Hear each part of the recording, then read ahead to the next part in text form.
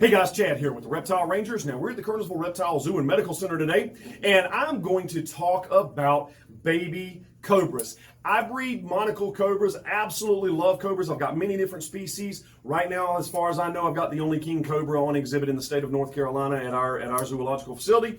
Absolutely love these things, been fascinated with them since I was a kid. So one of the things that really drove me into snakes was being able to go to a zoo and then all of a sudden see this cobra stand up, or you see it on TV and he just hoods up and it looks so majestic. That is one of the things that's always attracted me to these beautiful animals. Well, I have the privilege and pleasure to be able to breed them. And I don't breed that many. I don't have nowhere near the amount of venomous that I used to.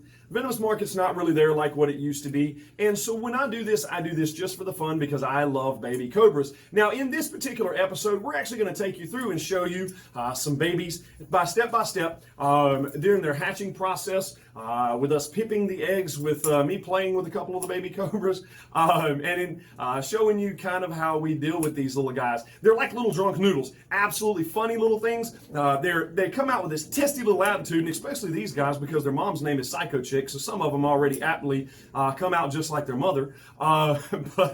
But with these babies, when they stand up, they're like little drunk noodles. So they have no muscular control. So they're doing like this number right here, trying to be all big and bad with their hood, but they can't really get their functions down just yet. So they look like little drunk noodles. Or one of those little punching bag things, the little blow-up things that you would punch it and it'd stand back up.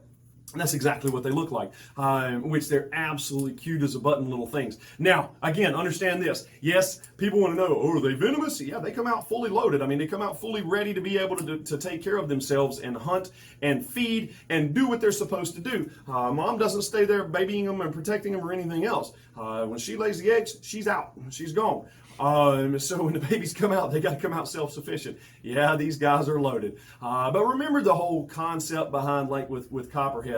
Babies are no more venomous than the adults. There's no difference in toxicity level. As a matter of fact, they have less volume, less amount of venom than what the adults do, because remember, their heads are not as big, their venom glands are not as big. However, the key thing behind venomous snakes is they have no bodily control. What did I just say? They're like little drunk noodles. So when they bite you, they're just going to give you what they have because they do not have a way to control that. However, in this, we're going to show you some of the really fun process that we get to go through whenever we have these things hatch, and how cute they really are. So come along and check this out.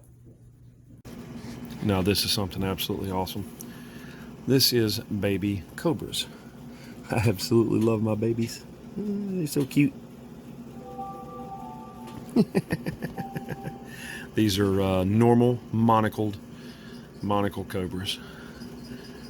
And we have birth going on. We have 1, 2, 3, 4, 5 that have pipped so far on their own. Possibly 6. Is that 6 right? 5. No, there's one. Yep, there's 6. Yep. Oh, yeah. He's oozing right there. Okay, so that one has pipped. Fun videos from you. Ah, absolutely beautiful.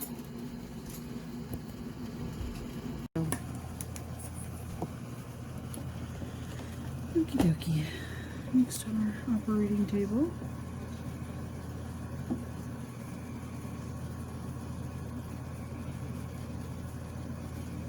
One of the cool things about these two, they actually hatched in about 45 days. So this incubator this massive one that I have, is set on about 88, 89 degrees. So these cobras incubated in, I think it's 45, 46 days, something like that. Yeah, they actually figured it out last night. They were due at the end of the week. Yeah, 60 days would have been another about It was like 12 days. Yeah, something like that. Okay, let's see. Ooh, you're pretty. Right. Let's do proof of life. Ready, everybody? Oh, yeah, see it twitching? Oh, there it is. None too happy about that. No, but I'm so thrilled. All right. I know, I'm all up in your space. You'll be all right. There we go. All right, let's do one of these. Yeah, peekaboo, I see you.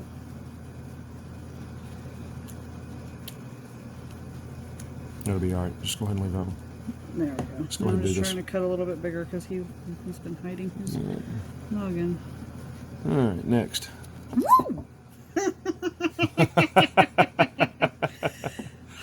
He's open. Like a game of Russian roulette, man.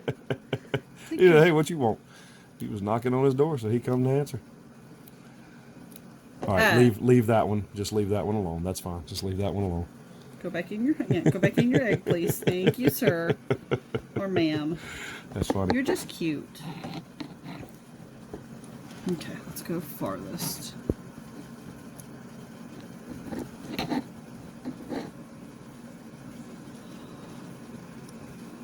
There's the membrane right there. Right there was his nose, I think. Well, don't come flying out like that last one. I'll be alright.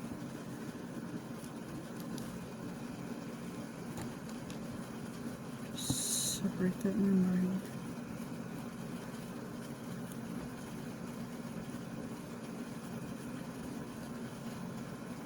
That'll be all right. Just go ahead and widen it up a little bit.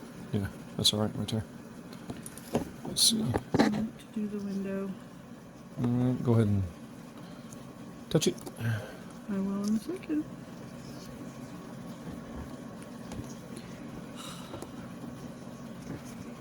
Burmese, at least I know what I'm getting. With these, it's Russian roulette. Alright, here we go. Yep, we're a little bit of movement out of it. There's our window. Alright. Okay. I gotta trim these a little bit. There we go.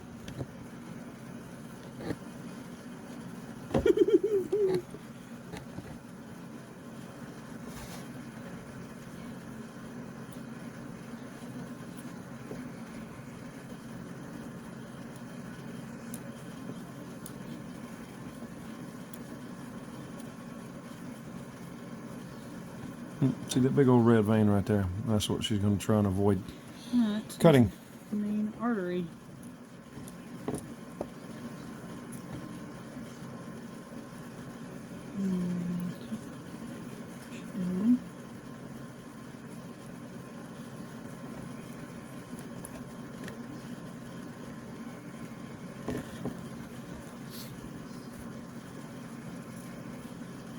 Let's see, she's raking that inner layer off of the egg, breaking it down so as not to bust it. Oh yeah. Let's tighten that blade back up. Where's your knocking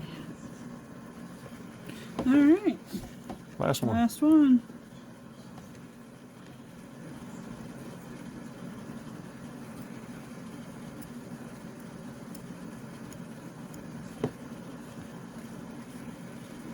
This is kind of stiff.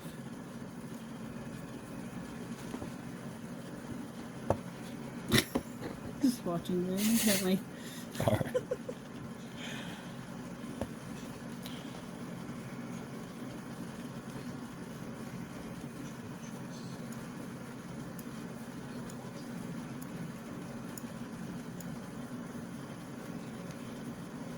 Touch it. Go ahead and touch it. Let's see what it's.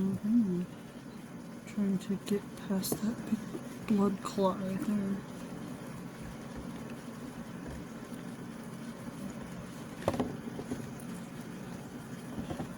So let's make sure it's wiggling.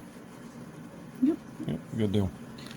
Very much a PO'd little noodle. Alright. I just want to cut a window out. Yep. Hey, there's the monocle.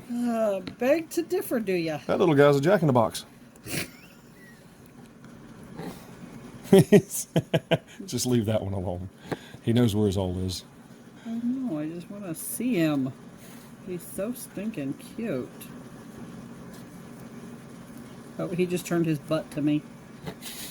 How funny is that? Alright. And that's babies. Give it a sack. Alright, so here's the baby. He just didn't come to development. Let's see. See if that shows up a little bit. No, here, you hold this, baby. Well, I was going to flip them over. Hold that for me. I got it. Let me see the tweezers. Yeah, just hold it up for me.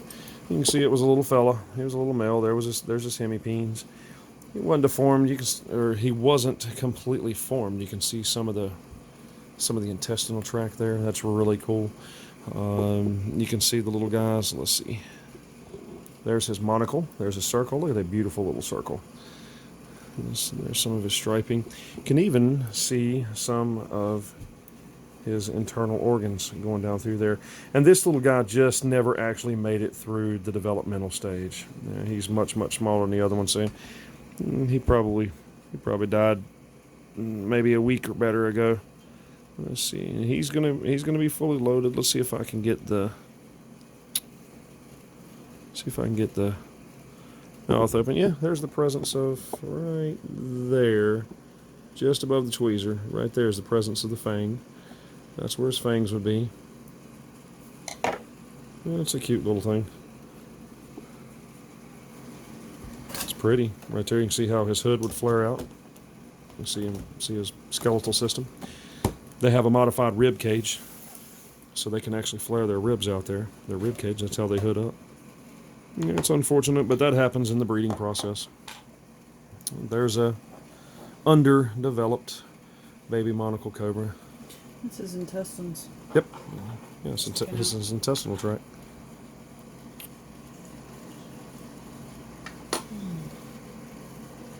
Yep, sure enough. Yeah, there's a pissed off little drunk noodle. They're so cute.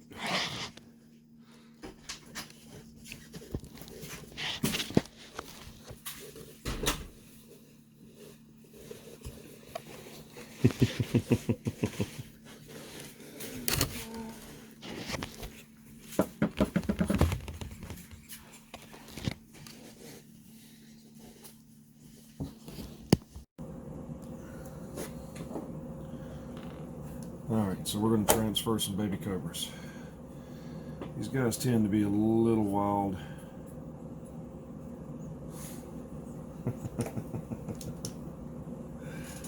They're not too bad as babies. We're going to get them out of this nasty bedding and go ahead and put the little guys in,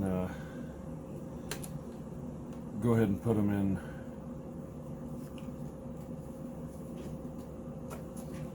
a cleaner pen.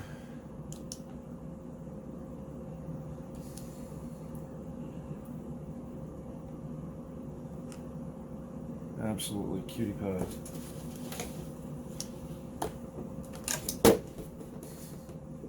I'm gonna have to let him settle down for a second.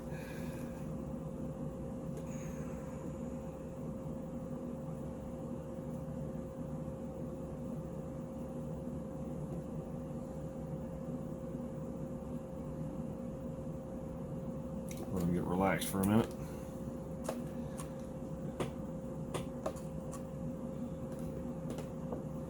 Some absolutely beautiful babies.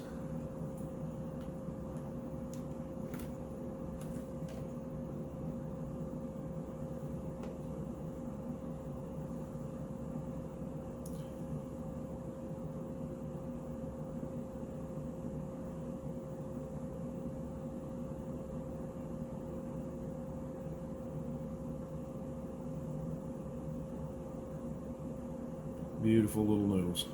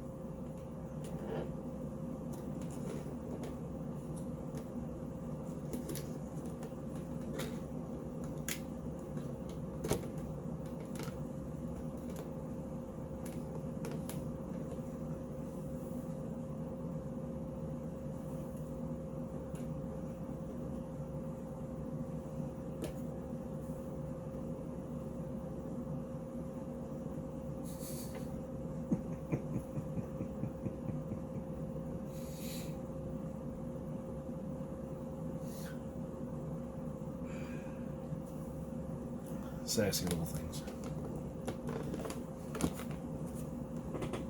Oh no, you're gonna get sassy too. Huh? You can get sassy too. Go on. Go on. Go on. Go on.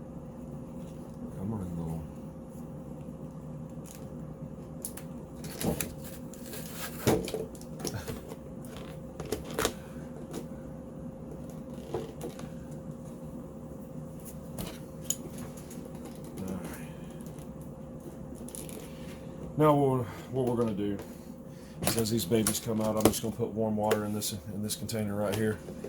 And this one, just a small amount of warm water that'll sit in the bottom. That'll help to keep humidity in there. It'll also help kind of clean them off from just a little bit of the afterbirth and the bedding that's stuck to them.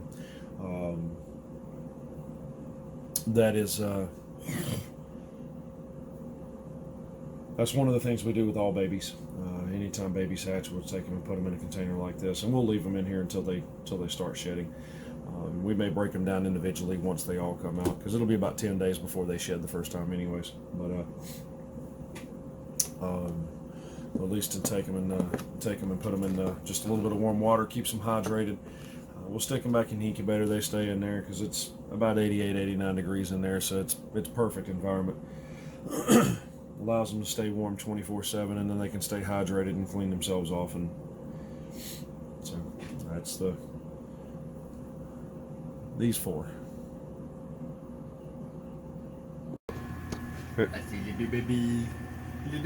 Ooh, it's a buddy man. Ooh, a sissy little cuss.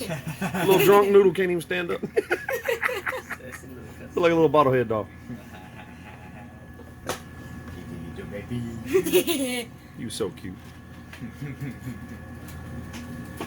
No nosy. Okay guys, so here we are going to probe some of these little guys. Some of this water's gotten a little bit dirty in these containers that we keep them in the incubator. So we're going to put them in a fresh container, clean this, of course, get them clean. Come here. And I know it. we're going to probe them at the same time. Go ahead and sex them and see what the sexes are. Oh, I know it. You so mad. Yeah, go ahead and scoop that one up. That'll work. Come on. Yep. Beautiful. There we go. Close this little guy for a moment. All right. Sebastian's going to hold him there real quick while he craps all over the table.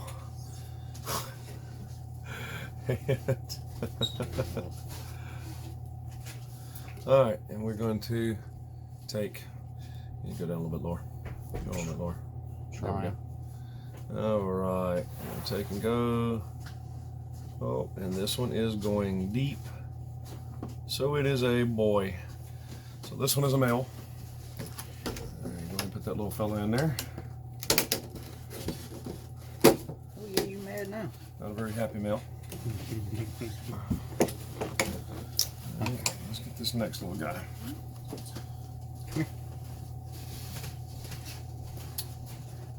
No, come on. Here, go ahead and touch it. Yep, there we go. There we go. There, perfect. Just scoop him to you off the edge of the table. There we go. Oh, that one's a biter. You mad? Oh, that one's a biter. He mad. All right. Somebody mad. I'm sorry, kid. I know. So rude. All right. This one is a. That one is a boy, way down in the tail. All right, so that one is a fella too. Let's do this right here, Sebastian. Just lift up, maybe. Get this stupid lid to work right. Lift up the corner here. There we go, kid. There we go.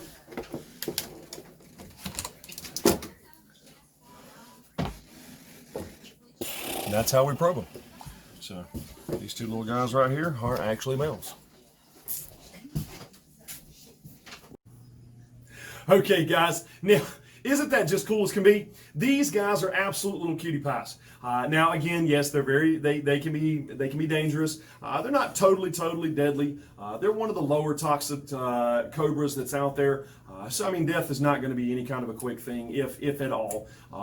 However, with that being said, no, it's not something that you should just go free handling or anything else. A lot of people do the free handling. That's totally up to them. Yes, sometimes it puts a bad light on this industry, especially if they have the animals illegally or in a place where they're not supposed to have them to begin with. It just makes the industry look bad. But to each his own. That's up to each individual person as to what they do or don't do when it comes to something like that. However, this is Chad. We are the Reptile Rangers. We're here at the Kernersville Reptile Zoo and Medical Center. Now, remember what I said on the one of the other videos, and we have to say this each time now. Make sure if you want to leave comments in the comment section below, go for it. Feel free to. YouTube is not notifying us when we have comments. They're notifying us of everything else, but we have no clue when you're commenting, so we're trying to keep track of comments as fast as we can. Sometimes we get a little behind. If you have anything that you need to talk to us about, whether medical conditions of your animals and you're needing some medical consultations, whether habitat or ecosystem, things that's pertinent, or that you have questions about how to sex something or what is the sex of something, get with us in the description below. We have all of our information there, the zoo's name, the address, the phone number, and the phone number can accept text messages as well. So if you have anything that's important or something that you need to get in touch with us on, feel free. Go ahead, use the information in the description below. If you just want to leave a comment, then feel free, go for it in the comment section. We will respond as soon as we see that, since YouTube is failing to notify us of those comments. Now, make sure to hit the subscribe button, make sure to hit the like button, hit that little bell, let you know as we do more videos. We appreciate you watching week after week, video and episode after episode. We want to thank you for joining us along the way. We hope these videos are helpful. Anytime you need anything or anytime you want to see something, make sure to put it in there. And we will get to videoing that topic as fast as we can. We will either see you here at the zoo or we'll see you on the next episode. Later.